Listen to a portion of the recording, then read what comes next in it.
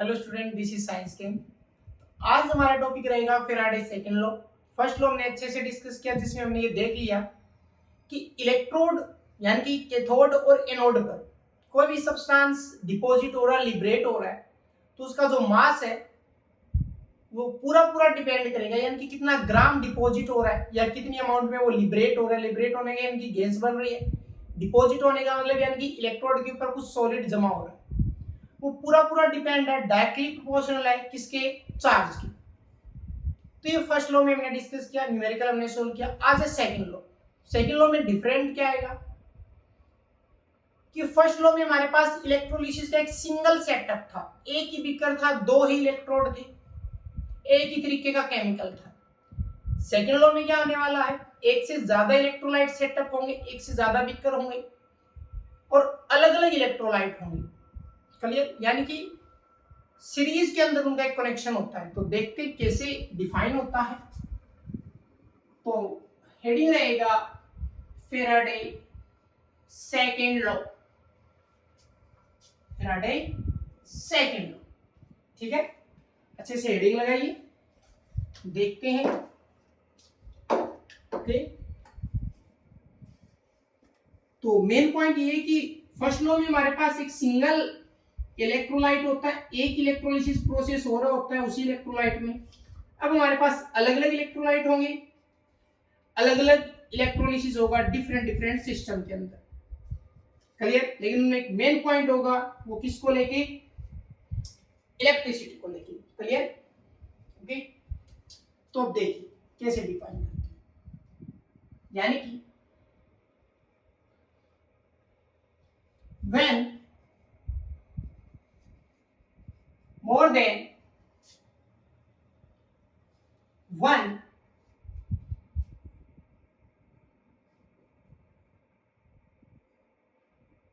या हम इसको नॉर्मली करंट से डिफाइन कर सकते हैं, करंट से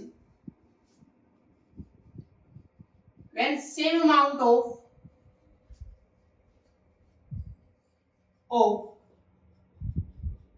electricity is passed through the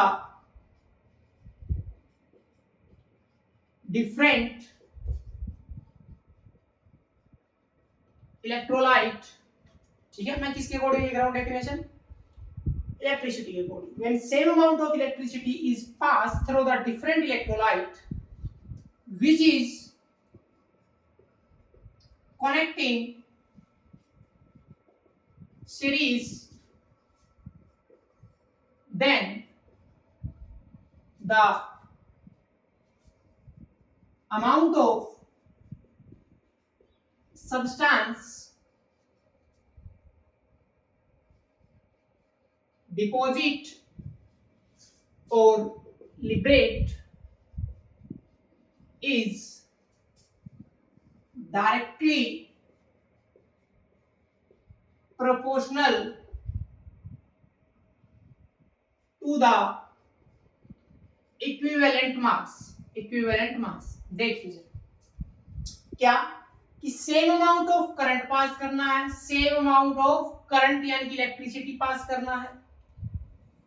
किसमें से पास करना है, डिफरेंट डिफरेंट इलेक्ट्रोलाइट में से पास करना है। लेकिन ये जो इलेक्ट्रोलाइट है ये कनेक्ट होंगे किसमें, सीरीज में, क्योंकि सीरीज में होते हैं तभी सेम अमाउंट ऑफ करंट जाता है।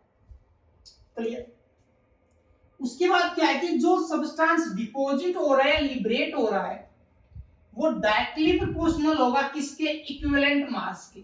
यानी कि चेंज क्या आ गया, पहला चेंज आया कि उसमें एक इलेक्ट्रोलाइट का इलेक्ट्रोलिसिस हो रहा है, इसमें एक से ज्यादा इलेक्ट्रोलाइट है, उनका इलेक्ट्रोलिसिस होगा, पहला डिफरेंस।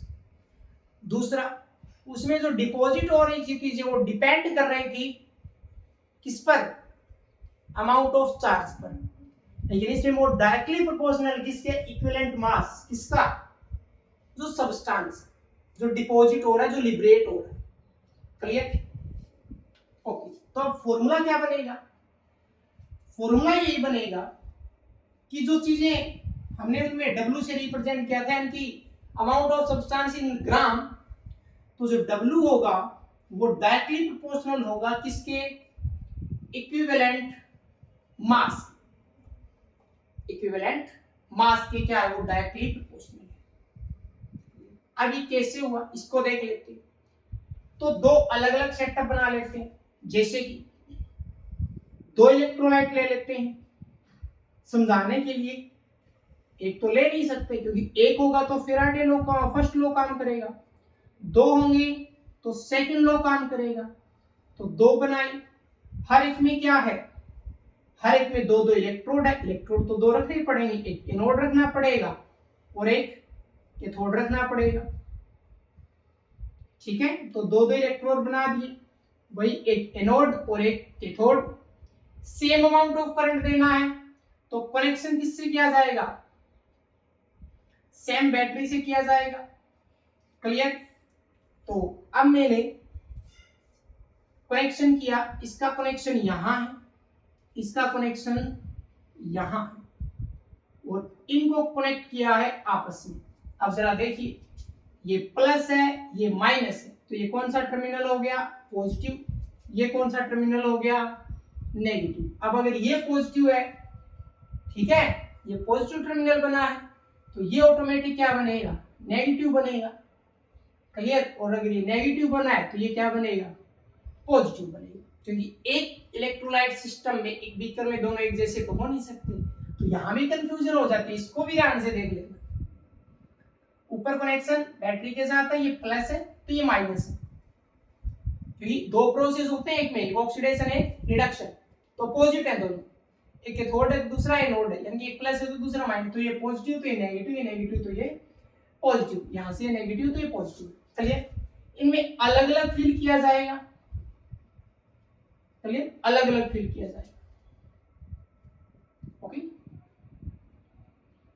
मान लेते हैं जैसे कि दो ले लेते हैं, पहला ले लेते हैं, ये मान लेते हैं सिल्वर नाइट्रेट है AgNO3, और ये मान लेते हैं कि जैसे कि मान लो कॉपर सल्फेट है CuSO4। तो दो अलग अलग इलेक्ट्रोलाइट। अब अगर इन चीजों को अब हम ये देख लें कि सिल्वर कितना डिपॉजिट होगा, कॉपर कितना डिपॉजिट होगा, क्योंकि अब ये सीरीज में जुड़े हैं, एक ही same amount of current pass हो रहा है, तो करंट का तो यहाँ पे कोई रोल है नहीं। फर्स्ट लॉ में सारा करंट का ही रोल था, उसी के अकॉर्डिंग चीजें चलती है।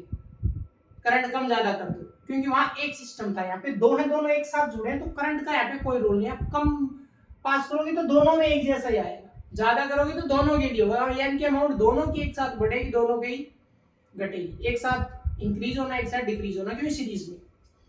अब मैं चाहता हूं क्या निकालना, मास ऑफ सिल्वर, क्या निकालना है मास ऑफ सिल्वर डिपॉजिट, कि कितना सिल्वर बना, वो डायरेक्टली प्रोपोर्शनल, यानी मैं डायरेक्ट इक्वल टू रख रहा हूं, क्योंकि दो चीजें हैं ना, फिर तो हमें यहाँ पे रेशियो लेना पड़ेगा।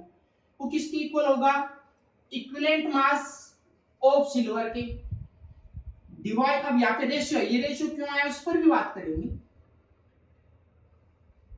किसके साथ, mass of copper equal to equivalent mass of copper.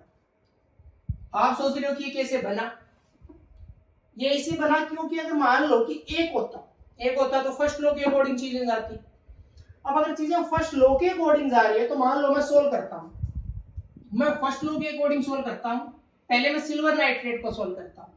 तो अगर मैं सिल्वर नाइट्रेट को सोल्व करूंगा तो W डायरेक्टली प्रोपोर्शनल क्या हो जाएगा, या मैं सीधा इक्वल टू लिख देता हूं, इक्वल टू क्या हो जाएगा ZQ हो जाएगा। मैं आगे सोल्व करूंगा तो Z यानी कि क्या होता है E/F और Q। क्लियर। तो सेम यही किसके लिए बनेगा, सिल्वर के लिए, यानी कि मैं मान लेता हूं ये सिल्वर के लिए है Ag के लिए, और दूसरी साइड में मान लेता हूं कि यही किसके लिए कॉपर के लिए। तो क्या हो जाएगा वही E/F, लेकिन अब देखो सेम है, सीरीज में जुड़े हैं तो Q का वैल्यू दोनों के लिए सेम है, फैराडे का वैल्यू वैसे ही कांस्टेंट होता है, यानी कि अगर मैं इन दोनों को डिवाइड कर दूं एक दूसरे के साथ, यानी कि अगर ये फर्स्ट पार्ट है और ये सेकंड है, और अगर मैं दोनों का रेशियो ले लेता हूं तो रेशियो क्या आएगा, W of Ag divide by W of copper, दोनों का मास हमने ले लिया। आगे क्या आ जाएगा, E by F multiply Q, E by F multiply Q। अब इसमें देख लो, Q तो दोनों के लिए सेम है, F भी चेंज नहीं होगा, तो E अलग अलग है। पहला E किसका है, ये E किसका है, इक्विवेलेंट मास किसका है, सिल्वर का। ये इक्विवेलेंट मास किसका है, कॉपर का। तो ये इक्विवेलेंट मास सिल्वर का, ये इक्विवेलेंट मास कॉपर का। तो आप देखिए ये कट हो जाएंगे, और जब कट हो जाएगा तो ये आगे सोल्व करने के बाद क्या आएगा, equivalent mass of silver divide by equivalent mass of copper. तो है वही, ठीक है। फर्स्ट लॉ रॉन्ग नहीं हो रहा है, यानी फर्स्ट लॉ के अकॉर्डिंग जब दोनों, क्योंकि दो एक साथ है, दोनों का रेशियो ले लिया जाता है, तभी हम यहाँ पे सेकंड पे पहुंचते हैं। तो फर्स्ट लॉ में सिर्फ एक पे डिस्कशन होता है, सेकंड लॉ में एक से ज्यादा पर होता है, तो उसमें हमारा कैलकुलेशन वो सॉल्व हो जाता है। अब ये क्वेश्चन सॉल्व कैसे होता है, क्योंकि अब हमारे पास चार चीजें आ गई इसमें, चार चीजें देखो, चार कौन कौन सी है, मास ऑफ सिल्वर है, कॉपर है, जो हमें निकालते हैं। अब चार है तो चारों वेरिएबल हो गए हमारे लिए, एक निकालना है तो जाहिर सी बात है बाकी तीन होनी चाहिए, तो ये चीजें आपको गिवन होती है। अब इक्विवेलेंट मास क्या होता है आपको पता है, molar mass divide by factor x होता है, यानी इलेक्ट्रॉन ट्रांसफर। तो इन चारों में से अगर तीन चीजें आपको अकॉर्डिंग टू क्वेश्चन अगर गिवन है तो आप ये सारी चीजें सोल्व कर पाएंगे, या इक्विवेलेंट मास आपको मोलर मास में बता रखा हो तो आप कर पाओगे। क्लियर। तो ये था सेकंड लॉ, यानी फर्स्ट लॉ से हम इसको आसानी से ड्राइव कर सकते हैं। फर्स्ट लॉ यहाँ पे कोई रॉन्ग नहीं होता है, चीजें वही है। क्लियर। अब मिलते हैं हम नेक्स्ट लेक्चर के साथ, जिसमें उठाएंगे नेटवर्क।